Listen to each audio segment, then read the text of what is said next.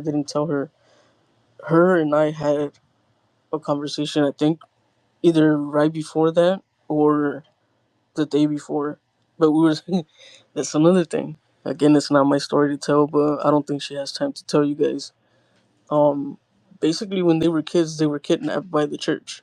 Like they were okay, maybe kidnapped is a strong word, but they were lured into a van with ice cream and taken to a church as kids. Like that's not right. I don't care what faith you follow. I don't care what you believe in. That's not right. You're essentially kidnapping children and indoctrinating them and releasing them into, like, you, I don't know.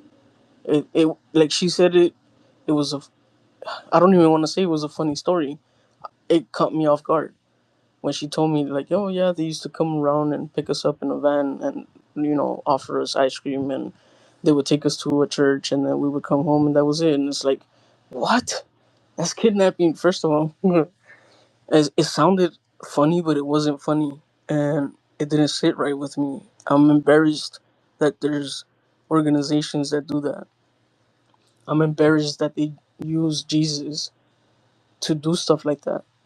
I'm embarrassed to hear about what Catholic priests have done to children. It is embarrassing, and we should all be embarrassed about it, and we should not be covering it up. And I'm not saying that they did anything inappropriate to these children at that church, but just the fact of how they got them there, that's not right. It wasn't right then, and it's not right now, and it should never be okay to do that. And again, you're not supposed to impose or force your religion or your beliefs on anyone.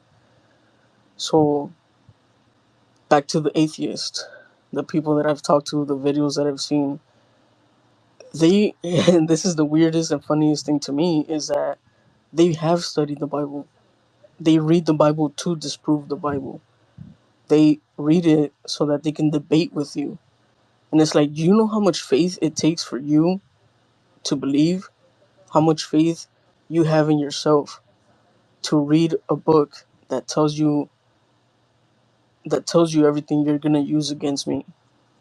That's weird to me. But it still takes faith. And I know that they want to cling on to certain stories in the Bible and genocide and God condones slavery, and but again, you need to read those things in context, and they take it away, like the mental gymnastics that they have to go through to debate certain things is